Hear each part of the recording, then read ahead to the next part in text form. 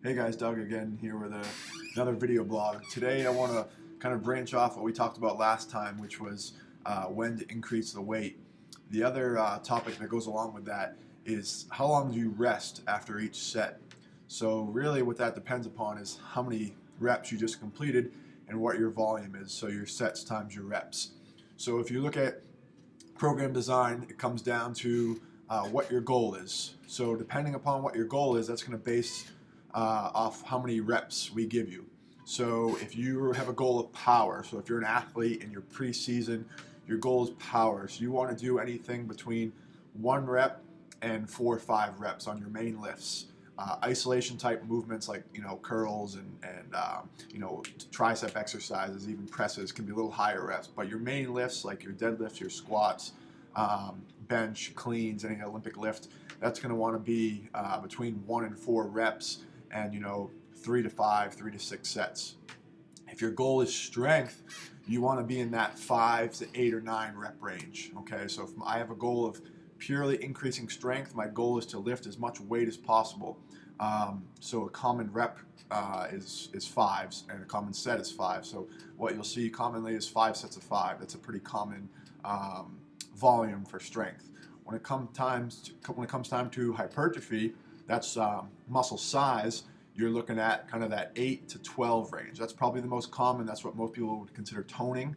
And basically that's just muscle hypertrophy, or the muscle getting a little bit larger, a little bit tighter, stuff like that. That you want to stay in the 8 to 12 rep range. That's when you see the more commonly 3 sets of 8, 3 sets of 10, 3 sets of 12. And then anything really above 12 is all endurance-based stuff. So you're not going to get much stronger by doing 12 plus reps. Really what you're training for on that is simply endurance, or the ability to last. So if you have someone like a marathon runner or a triathlete, you would want to program their stuff depending upon where they are upcoming the event. You would want to program that in the higher rep range depending upon the exercise. So if you take those 4 categories, so power, strength, hypertrophy, and endurance, in those rep ranges, you're now going to put a rest period to it.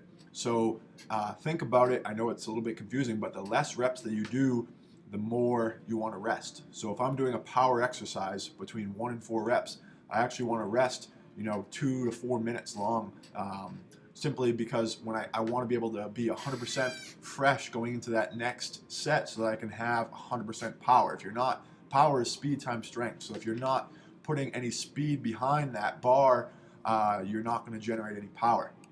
When it comes to strength, say you're doing 5 sets of 5 on a trap bar deadlift. You'd want to rest, say, a minute and a half to 3 minutes. So still a good amount of rest, because again, your goal is strength. So your goal is to lift as much weight as possible. So you want to be, almost fully recovered going into that next set, so that you can still, lift that 400-pound deadlift or whatever it may be. And then when it comes time to hypertrophy, you're talking 30 to maybe 60, maybe 90 seconds at most. But generally we keep it between 30 and 60 seconds. Usually for us, it's about a 45-second rest period. So again, you're not going to be lifting a ton of weight because you're doing 10 reps.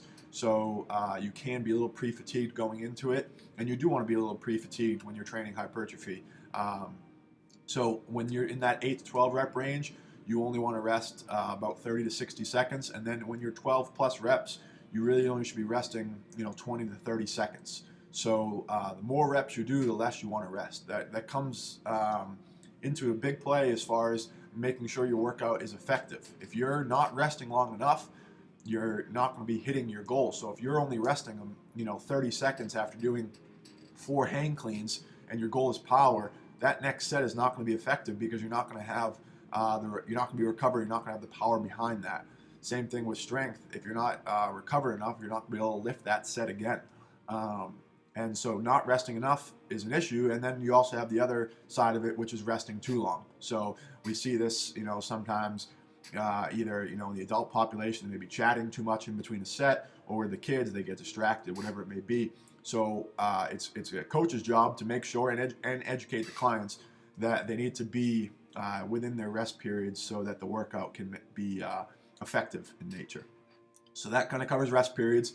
Again, I'll put a link below to my email address and website if you have any questions. or if you have any future ideas for video blogs. So today's Valentine's Day, so happy Valentine's Day to everyone out there, and hope you enjoy the rest of the weekend. Thanks.